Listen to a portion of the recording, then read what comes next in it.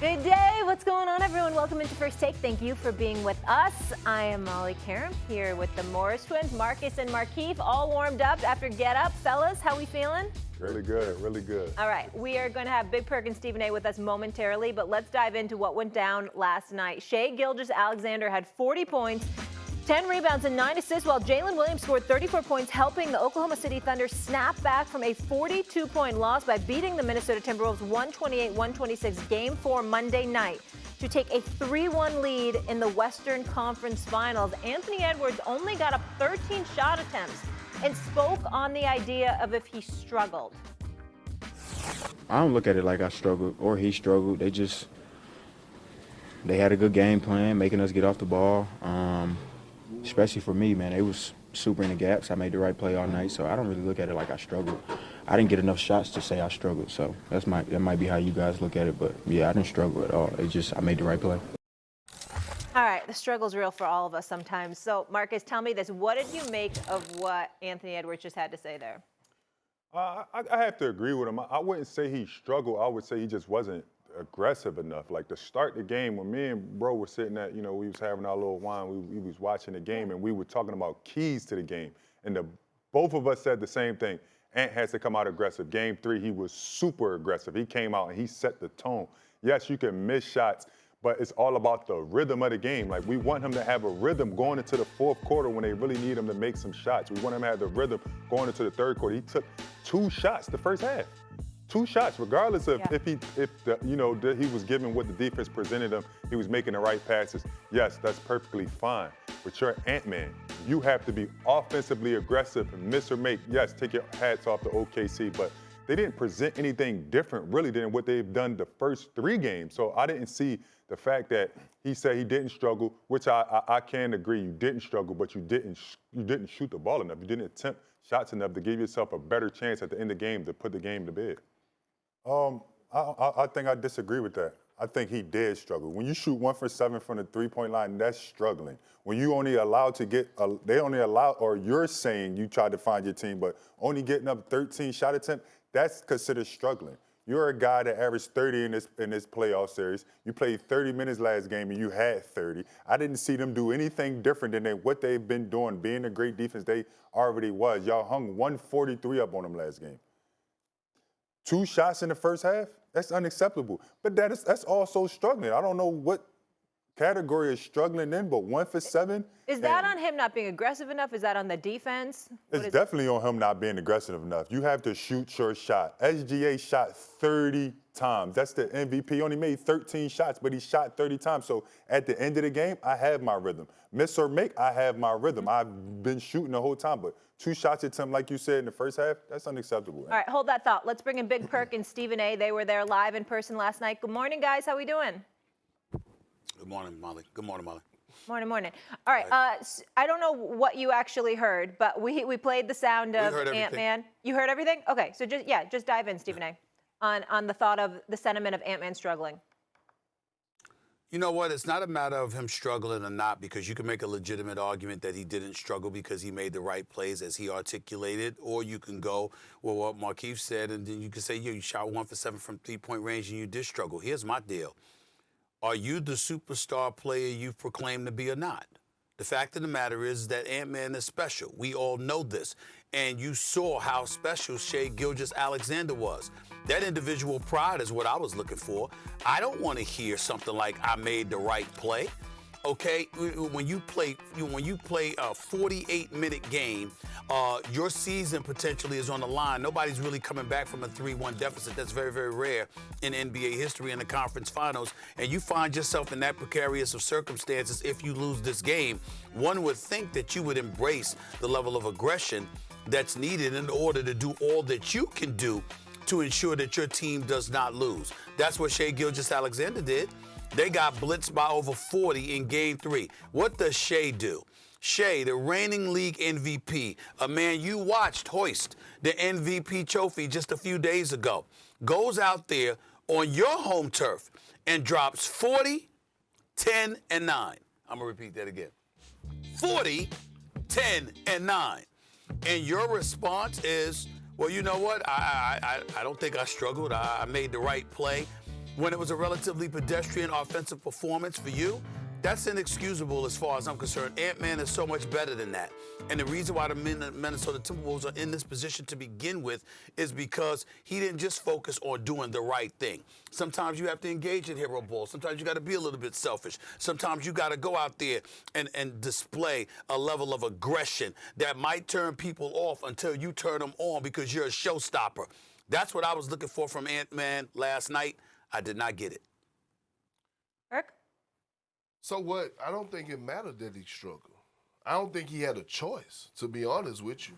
You've been feeling that way about OKC for a little while. I've been feeling you damn right. That's right. You didn't feel that way in Game 3, though. Hey, listen. I told you what was going to happen last night when we was on Countdown. I told you what was going to happen last night. I told you that the Oklahoma City Thunder felt some type of way about Anthony Edwards having back-to-back 30-plus point games. And damn it, they went out there and showed it. Y'all have to see this in person.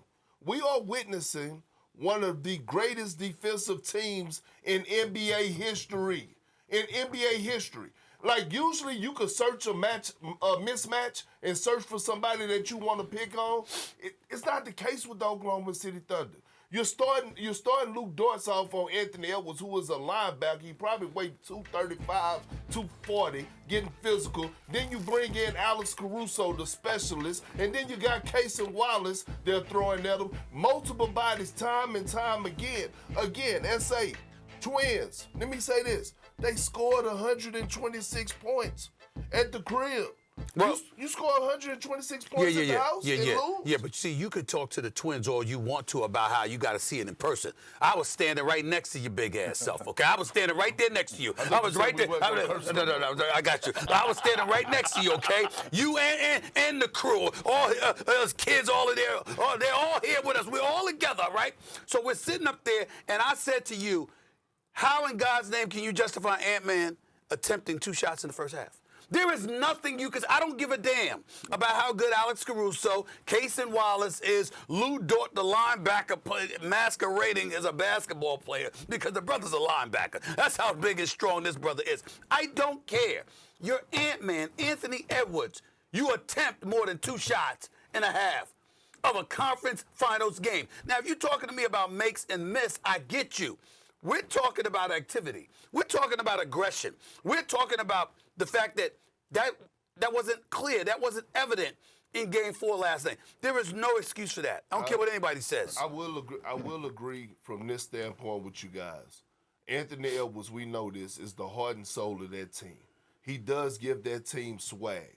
And when he comes out and he's aggressive on both ends of the floor, he definitely set the tone last night. In that first half, I will say he was missing and didn't set the tone, which he should have set, especially in a crucial game. Should he have shot more than 2 times? Yeah, absolutely. Didn't say that, damn it. I just said it. You tried to weave through it all eloquently. Just say I just want to say he something should have real shot more than quick 2 times. about OKC defense. The Timberwolves scored 260 points in 2 games. Like 260 points in 2 games. There are flaws in that defense, right? But the beginning of this game, we said, soon as we seen Ant Edwards shoot 2 times in the first half, me and you both looked at each other and said, they're in trouble. There's no way now they're not going to allow him to get a rhythm in the second half. And now you coming down the stretch where you need big buckets and he don't have a rhythm. Like, we all watch guys get rhythms, no matter if you miss or make. Get that rhythm early because, quite frankly, if he plays well like he did in Game 3 when he was just super, super, super aggressive no matter who was on him, they blew him out. They literally blew him out. But now he's not aggressive. The game stays close and it's down to end. And it didn't even seem like it was as close as it really was, to be honest. But they still won. I mean, OKC still won by 2, but it didn't even seem like the game was that close just because Ant Edwards wasn't aggressive, and you figured down the stretch that would come to show that he didn't have his rhythm. Let me ask you this, and I'll come to you, Markieff. What scenario do you feel like could derail OKC at this point? Because right now it feels like they're completely in control. That's tough, man. And I'm going to piggyback on what Perk says. That defense at home in OKC is a tough place to play. Game 5, Western Conference Finals, it's almost going to be impossible to beat OKC there, but we have to see what Ant does. And not only Ant, let's talk about Julius Randle a little bit. Like, Julius Randle was a no-show yesterday. Literally. Literally a no-show. Him and Ant combined for 6 for 20, 1 for 10 from the 3, and 21 points total. Ant had 15 of them. Yeah. Ant had 18 of them, I'm sorry. There is no way that Well- we're letting Julius Randle off the hook like that. Go ahead, SG. Well, let me say this to y'all. Randall, it was bad. 5 points, 1 of 7 No, shooting. That's 14%. No, it was horrible. It was awful. It was horrible. But here's the issue. We all know that Randall has no business dribbling the basketball. You know, he's very, very powerful, close to the basket, play bully ball, or launch the 3. When you put the ball on the floor, you're going to have problems if you're Julius Randle, as they showed in Game 2 when they neutralized him. Okay, he's not a ball handler, so anytime you see him ball handling, it's problematic. All right, so we got that part. That ain't Ant-Man's excuse. He don't have that excuse. And again, you understand that Dagnall was sitting up, defensively, where your focus lied. You had Caruso on him and others. We get that part. I'm just talking about a level of aggression. And when you don't show that in a game of that magnitude, I don't know about y'all. My arrangements are made. It ends Wednesday night. I'm traveling. I already made my arrangements. I ain't thinking about coming back to Minneapolis for Game 6. There ain't gonna be no Game 6. Ben Not gonna be a Game 6. Hey, Go ahead, Perk. Keith, I know you and Marcus have a lot of disagreement, and I could tell he is a stubborn individual. Yeah, he is. And Molly, Stephen A., I'm very disappointed in the both of you. I've been here for 6 years. Okay, I've been on First Take for 4 years. Damn, I thought it was longer than that. No, it's 6 years. Oh, But I I've been thought on it was First less. Take I for felt 4 like it years. flew. And listen, Marcus, listen, y'all doing an outstanding job. Yes, y'all say a lot of Appreciate that, things big with y'all fella. chests out. Y'all know y'all basketball. But the thing that I learned, you're going to be wrong at times, okay? Yeah. And Marcus, you have been wrong. And Molly and Stephen A., you guys have let him off the hook. Y'all have not brought up receipts from the beginning of the postseason when he came out disrespecting this Oklahoma City Thunder team, talking about they didn't want to see the Lakers, they didn't want to see the Clippers, he didn't believe in them, they wasn't this, they wasn't going to do this, they wasn't going to do, and they doing everything he said they wasn't going to do. Because they got every piece and they check all the boxes. They have a championship experienced leader on their team in Alex Caruso, who has been the unsung hero that I call the specialist. Now, when I used to get it wrong, it used to be the flashback moments where y'all would actually pull it up on camera and say, well, Perk, you said this, you said that. So, hey, Marcus, so this is a teaching That is moment. false. That is false. We did not do that. We did not do that to you until year 2. We did not. We gave you a pass year 1. I We let you wasn't get. wrong year one. We let you I get. wasn't We wrong we year we one. we we let you get. Molly, We gave you. I We wasn't gave you a wrong pass. year one. Yes, you You were. know- Yeah, you were. Yeah, you were. You were wrong every year. You're wrong every year. No, But we gave you a pass year 1. Let you We get have acclimated. brought up the tape. And then we brought the hammer We down. have brought up the tape for Perk quite a bit, but I don't think That we wasn't need to year bring up one. the tape That for wasn't year Marcus one. now because you just did it for him, Perk. He's saying you picked up prior.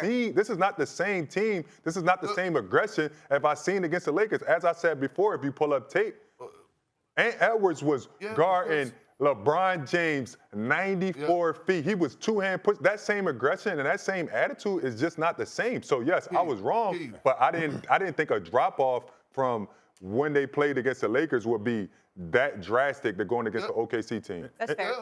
Anytime we debate Perk, not to cut you off, I'm 80% of the time right. He's a younger brother. We give him. He's not really right all the time. But I can say What are you guys, like 30 seconds apart? 7 minutes, and it means a lot. 7 minutes. Wow. He said it means a lot. He said it means a lot. He said it means a lot. Hey, initially, I can't say he wasn't wrong. Initially, he said the Lakers. He said we were going to win it all. So that was his initial, and then once it got closer to this series, you know, You think he was picking with his heart when he went Lakers? No, he was picking right. We just had a bad matchup. We know Minnesota just took it to us. It was a bad matchup for us. Well, Didn't Lakers the want that? matchup problem is that y'all didn't have a big. Now all of a sudden Minnesota is looking eye to eye with bigs. They looking eye to eye with a Chet Holmgren, Isaiah Hartenstein, and some dogs. And I'm just saying, y'all, we gotta when we start to look at certain things, SGA is on the verge of becoming the greatest Thunder ever. Yeah. Ever. I think if he wins the championship, you can make that argument.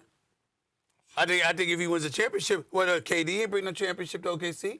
Russell Westbrook, love him, but he ain't bring a championship to OKC. He's the one that will have done it. So he would deserve that. Yeah.